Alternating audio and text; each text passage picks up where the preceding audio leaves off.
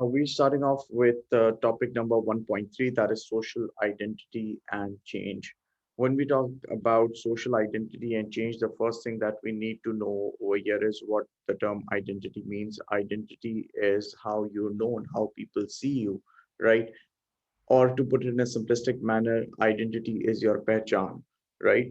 The question is, when you talk about social identity, what actually does it mean? And the possibility or the stance that the identities that were once assumed to be fixed, to what extent have they actually changed? To get started with this, the construction of social identity, when we talk about the construction of social identity, according to McLaughlin in 2017, observes that the concept of identity is important to sociologists because it is only by establishing our own identities and learning about the identities of individuals and groups that we come to know what makes us similar or different to other people. Now, when we talk about identity, now, like if I talk about myself, I am a Pakistani, right? The similarities that I have with other Pakistanis or the things that make me similar to other Pakistanis and in that respect different from others, right? This helps us to form social connections and establish group solidarity. Now, when we talk about this identity, taking it a step further, this helps us with social connections. I'm sure you'd agree to that. And this helps us establish group solidarity and identification with others. It also creates disconnections and divisions based on the differences that we have with individuals with whom we do not share an identity, right? Taking it a step further, if we talk about self identity and social identity, now what exactly is the difference between self identity and social identity? According to McLaughlin, again, here you go. McLaughlin argues that identity is made up of two components. The first is how we see ourselves. This is part of an identity that is referred to as self by Mead. Remember George Herbert Mead, the symbolic interactionist, right?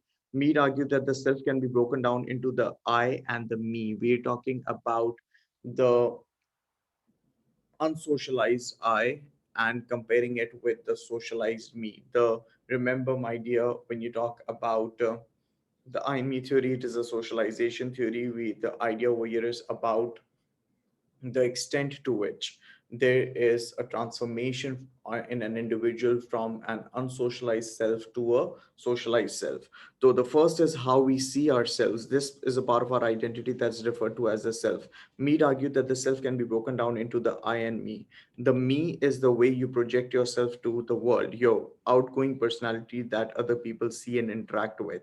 The I is your private self, which is only revealed to your closest relatives and friends. It may be at odds with the me in the sense that someone with a confident and extrovert, outgoing personality might express to their close friends that this masks a lack of confidence and insecurity about their ability to deal with others.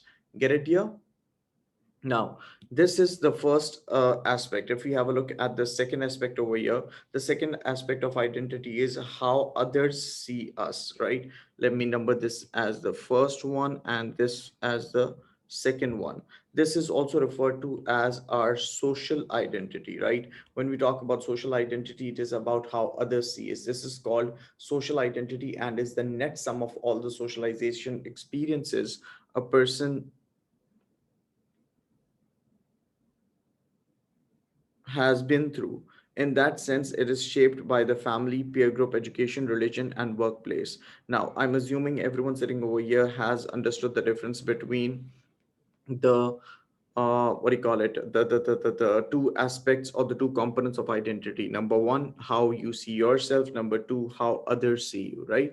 Taking it a step ahead, during the socialization process, which never really ends, like we have discussed this earlier, your socialization process starts right after you're born and goes on till you die, right? During the socialization process, we internalize all the social expectations that are associated with the social roles that we occupy. As part of our primary and secondary socialization, we learn how children, parents, siblings, friends, students, workers, and good citizens are supposed to behave and adjust our social identity accordingly. Now, how others see you, you end up changing your behavior in accordance to the way you would want others to see you as, right? You'd look forward towards acceptance in a society. And to be able to gain acceptance in a society, we at times bring in changes in our behavior so that it gets easier for us to so that we're liked by people, so that we're our behavior is appreciated by people, right? So when we reach adulthood, we have normally acquired a social identity that fits into social expectations about what constitutes a beloved family member, a trustworthy friend, a respectable citizen, and a reliable worker. We also learn what to expect in terms of appropriate behavior from people with more status than other ourselves, such as our parents, teachers, doctors, police officers, and so on. Furthermore, our social identity reflects our commitment to conformity. Now, this is again another important component over here. Your social identity reflecting to your commitment to conformity and a desire to avoid being defined as deviant. I'd like to assume everyone sitting over here knows what the word deviant means. The word deviance in contrast to a norm. Norm is an act that is acceptable in a society at a particular time, place, and situation. And when we talk about the term deviant or deviance, a deviant act is an act that is not acceptable in a society at a particular time, place, and situation. Like I had said a couple of minutes earlier, when we talk about us as individuals holding a social identity, we would always want to be appreciated by others. We'd always want to be liked by others, right? Now, taking it a step ahead, moving on towards the different approaches that we have to identity, different sociological approaches that we have to identity. Now, when we talk about these approaches, to start off with structuralist approaches, let me remind you all, structuralist sociologists believe that the society, number one, comprises of different structures, and number two, these structures are over and above an individual. They are all over and above an individual. In other words, these structures that we are referring to over here, these structures are so powerful that they shape your behavior. When you talk about structuralists, let me remind you all, you have functionalists, the consensus structuralist approach, you have Marxist, the conflict structuralist approach, and then you have feminists who are again considered to be the conflict structuralist approach from the conflict structuralist approach. Those structuralist sociologists argue that aspects of our identity imposed on by us by social forces. Now, this is what I just said. According to structuralists, your behavior is determined by different structures, or in other words, according to structuralists, us as individuals, we play a very passive role in the society, right? We don't really have any say, such as your social class, your gender, your sexuality, your ethnicity, your religion, your region, your nationality, your I mean, all of these factors, your media, all of these factors, and a lot more, they are bearing down force on you. Or, in other words, they determine how you behave, they impose, right? Now, structuralist sociologists argue that aspects of our identity are imposed on by social forces such as social class, gender, sexuality, ethnicity, religion, and nationality. Structuralist sociologists, such as functionalists, now, like I said, functionalists are also structuralists. The consensus structuralists theory, they see the identity of individual as the product of social structures. And your identity is a product of social structures that include the family, your religion, your school, your work, so on and so forth. Let's do this. Including the family, religion, school, and work. They see identity as essential to the functioning of society. Now, what's the purpose over here? Why have an identity? Because it is essential for you to be able to function in a society, because it helps you create a sense of common community, right? Like I was giving you an example a couple of minutes earlier. I am a Pakistani, so are you. And this gives us a sense of common community, right? Consensus, which leads to solidarity, togetherness, right? Now, social action theories, on the other hand, argue that identity is a product of choice. Now, we very well know this, that they are, if we broadly try putting sociological perspectives into two main categories, we know we have the structuralist perspective, we have structuralism, and on the other hand, we have interactionism.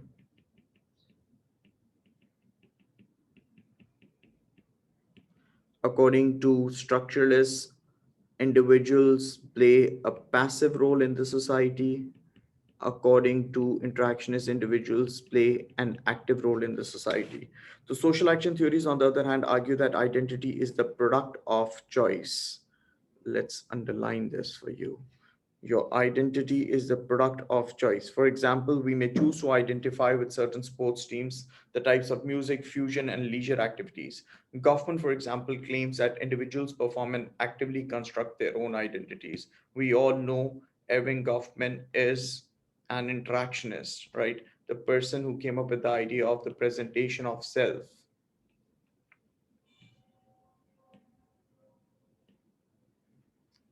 Now, taking it a step further, sociologists such as Giddens. Now, that's another extreme. When you talk about Giddens came up with the structuration theory. Now, when we talk about structuralists, according to the structuralist perspective, our structures play a very important role in terms of determining our behavior. According to interactionists, no, our structures do not play that strong of a role. It is us as individuals who have the power, potential, and capacity to shape our behavior, or in other words, according to interactionists, us as individuals, we have free will, we have choice, right? Midway through, we have this concept of structuration that was put forward by Anthony Giddens. Anthony Giddens came up with the idea of Anthony Giddens came up with the idea that both structures came up with the idea that structures do play a very important role, but at the same time, individuals, the extent to which individuals have the power to choose what they do and what they don't cannot be denied either. तो अगर हम बात करते हैं about structure, this structuration theory, this would rather be placed somewhere in the middle between structuralism and interactionism. Now, structuralism and structuration, they sound similar, but they are not similar. They are different, right? Now, taking it a step ahead, sociologists such as Giddens take a structuration approach to identity in that they argue that structure and agencies often interact and intersect to bring about identity. According to this postmodernist Zygmunt Bauman, he argues that consumers in the 21st century have greater freedom of choice. Let's underline this. Let me grab red from here. Yeah. Consumers in the 21st century have greater choice. Of course, when Zygmunt Bauman is a postmodernist, we pretty much expect them that from him,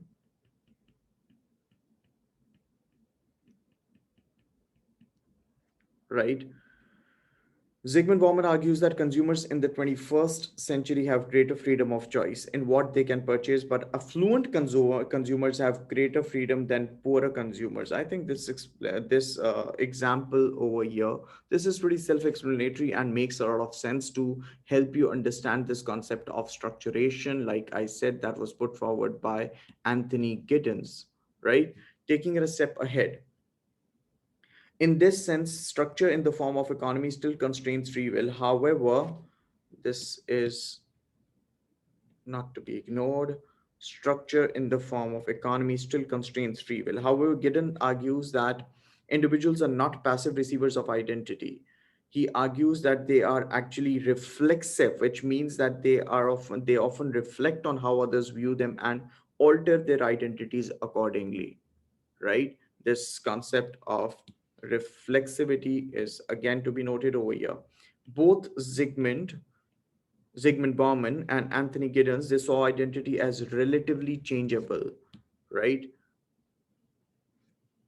The idea that our identities are relatively changeable and co-depend on both social factors such as family expectations, education, law, and culture, and how we interpret and respond to such social influences, right? So this is revolving around the concept of reflexivity over here. Again, Taking it a step ahead, if we move on and talk about the relationship between subcultures and identity, right? अब subcultures and identity की जब हम बात करते हैं, I'd like to assume everyone has an idea about what a subculture is, right? A part of a culture, right? Now, if you talk about Pakistani culture, can that you do know we have, I mean, there are different subcultures in terms of the social class you belong to, in terms of your gender, your ethnicity, so on and so forth.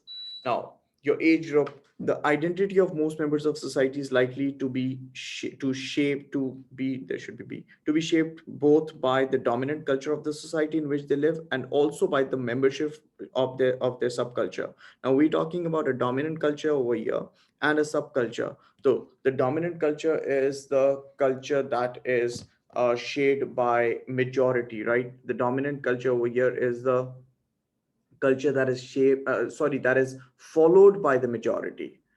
Do we get this? I'd like to assume we all do get this.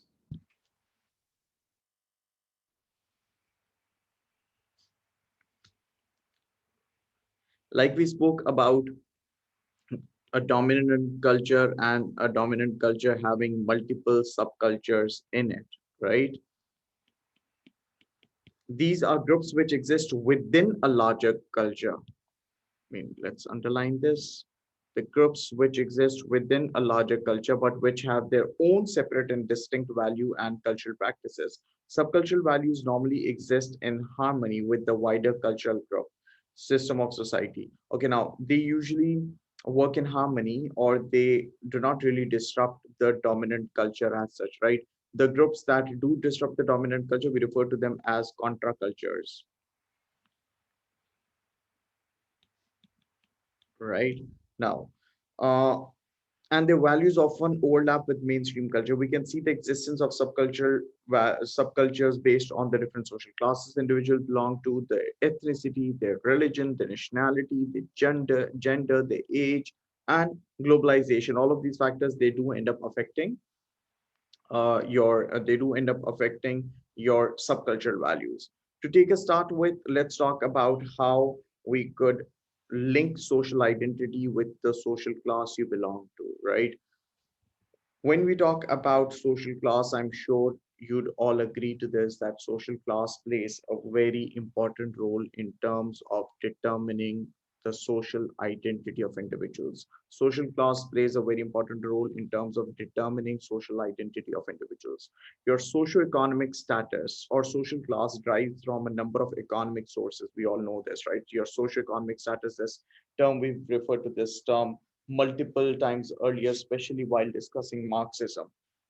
So, your socioeconomic status or social class derives from a number of economic sources. For a tiny minority of people in capitalist societies worldwide, it may derive from inheritance or the acquisition of wealth through profit, especially if an individual owns or controls companies that dominate particular financial, manufacturing, and consumer markets.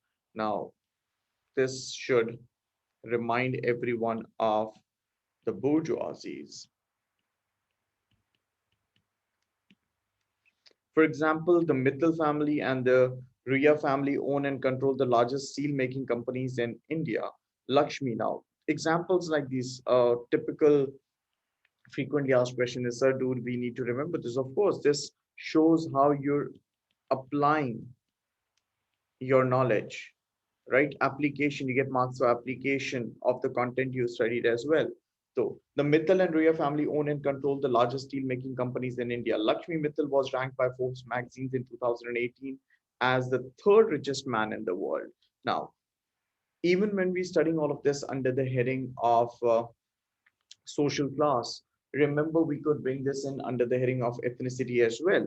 Now, however, socioeconomic status for the vast majority of the world's citizens derive from their occupation and particularly the income they earn, which shapes both their lifestyle and their future life chances. Now, your occupation or the income you earn, it does affect your lifestyle, it does affect your life chances. Now, what does the word life chances mean, right? Life chances have to do with the extent to which it is possible for an individual or a social group to get what is desirable and to avoid what is undesirable, right? The extent to which it is possible for individuals to get what is desirable and to avoid what is undesirable. Does that make sense? I'd like to assume it does. Now, for example, lack of income may result in a lifestyle in which poverty and low life expectancy may be the norm, right?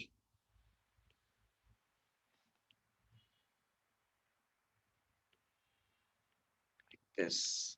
Income also determines standard of living and consumption practices. Your standard of living, your consumption practices, for example, the ability to buy a car or other consumer goods that the rest of the society takes for granted. In capitalist societies, socioeconomic status is synonymous with social class, a pyramid-shaped set of hierarchical social categories based on occupation that indicate an individual's or household's relative position in capitalist society. We're talking about the relative position, your position in a society as compared to others, right? You versus others. Now, let's have a look at this hierarchical shaped social categories. Over here, we have them here, right? Now, this is what we're talking about. This.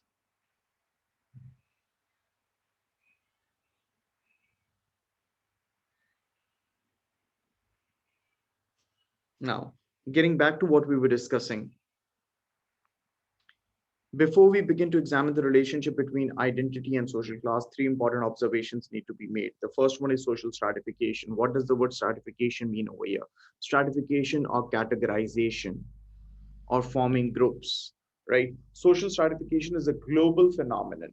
This has been reliably documented in the 2018 by the Credit Suisse Global Wealth Report, that is CSGWR, which concluded that 82% of wealth globally generated in 2017 went to the richest 1% of the global population. Now, look at these statistics. All right. Another another concern that students have is, oh sir, do we need to remember statistics? That totally has to do with what you're expecting, your what you're looking forward towards as a grade in your paper. Of course, if you want to score somewhere in the top band, you would be expected to give examples, you would be expected to give references, you would be expected to provide statistical support, you would be expected to provide to to show how you can apply the content you've studied in real world situations, right? So summing it up, these statistics, if you're trying to look for something in the top band, these statistics do matter and they matter a lot. While the bottom 50% of income earners shared only 1% of the world's total health. Look at the difference over here. Look at this and compare this with this. Furthermore, the CSGWR also observed that 42 people now own the same wealth as the poorest half of community. Imagine, poorest half of community, humanity. Number one, we spoke about social stratification. Now, I did tell you what the word stratification means: categorization, typification, forming groups. Let's move on and talk about class stratification, social class stratification. This is mainly found in capitalist societies. The vast majority of societies worldwide are capitalist in terms of the social organization and experience similar levels of economic inequality. However, we have to acknowledge that the nature of capitalism may differ, and consequently, so too many people's potential to be aware of their socioeconomic status and identity. For example, some societies, particularly in the West, have well-established capitalist systems which have been in place for over 300 years. It is therefore likely that class identity is relatively well developed in such societies. In societies such as China, capitalist enterprises jointly managed by private entrepreneurs and the state, and consequently it may be more difficult for wealth to be monopolized by particular individuals or families. Now we're talking about a comparison between different societies, right? Of course, if you talk about a society, if we talk about a capitalist system that has been there in place for this long, we you cannot really compare it. I mean, the comparison wouldn't really make a lot of sense if You talk about a newly developed society or society that is still struggling with its developmental process, right?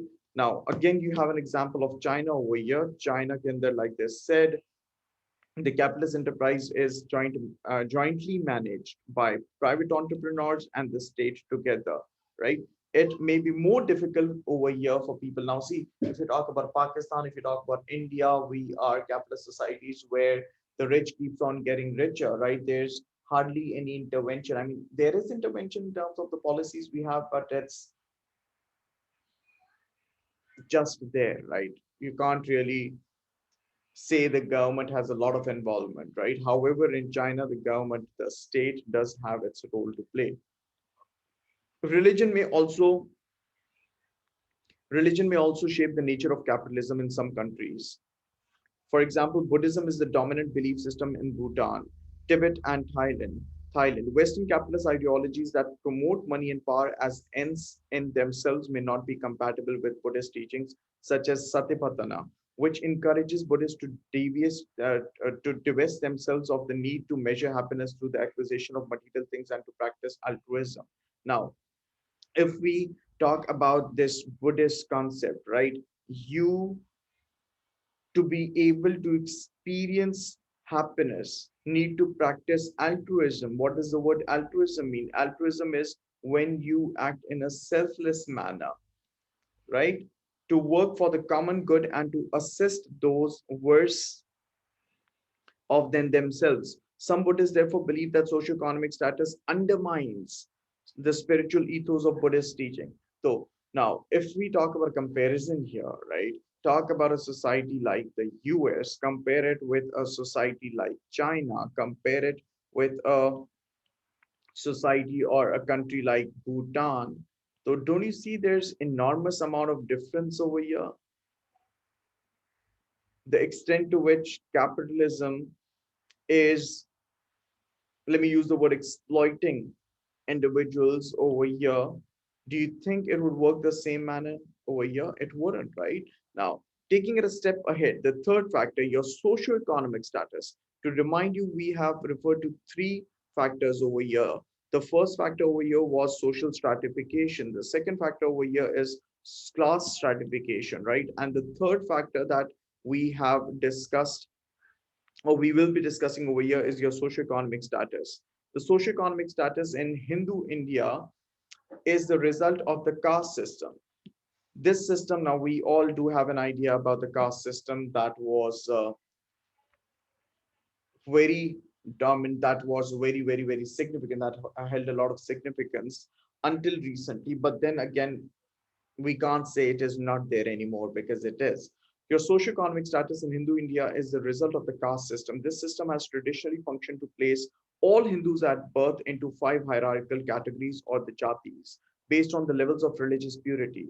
Membership of each jatis is fixed for life and determines job and consequently income, wealth, and socio-economic status. In addition to the five jatis, these or the castes, there exists a sixth socioeconomic category or the non-caste referred to as the Dalits, the untouchables, that do the dirty, unskilled jobs in Indian society and are generally shunned by the five castes. Hindus believe that if people accept their place in the hierarchy, do not complain or challenge the caste system, and humbly fulfill their duties, they will reincarnate. Reincarnation, my dear, is the concept of rebirth after death into a higher caste in the next life. Donald and Jean Johnson in 2018 argue that the caste system is important to Indian culture and identity because Indians primarily identified themselves as members of the caste community to which they belong or as Dalits. For example, it is rare that an Indian marries outside their caste system. Now, again, this is content that comes to us through the books, right? However, if we talk about India today, you know for a fact that especially in the more developed, the metropolitan cities or the urban areas of India, things have changed today, right? We cannot just say that, oh yes, I am aware of the fact that आपके पास rural areas में population ज़्यादा है. India is a big country, but then again, we cannot really generalize the entire country based on what is written over here, right? Now, I'd like to give you all a minute to read through this if you would want to.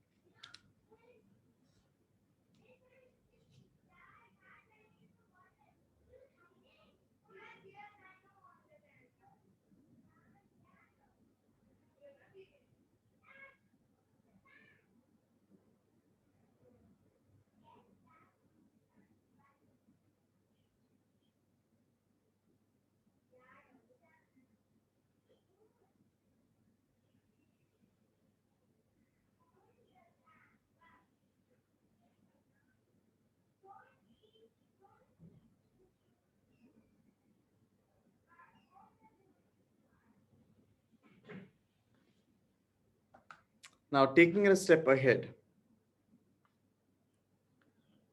sociologists have generally identified four very distinct and separate socioeconomic groups or social classes in capitalist societies.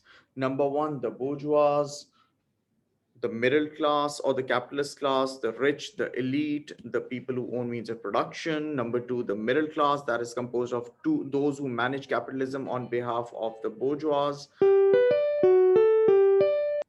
working or laboring class that carries out the skilled and semi-skilled work that is responsible for either extracting the raw material essential to the manufacture in factories, or those labor power is directly responsible for the manufacture of the goods marketed and sold by the bourgeoisies. Number four, an unskilled class, often referred to as the underclass, which is employed in low paid insecure work and which often experiences both unemployment and poverty. So we're talking about these four different categories over here. This one is often referred to as the upper class or the elite class.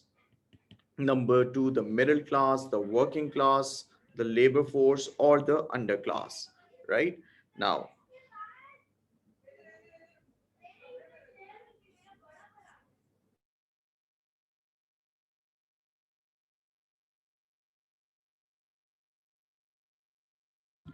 I believe we just wrap this up over here and we continue with this in the next class. That's it.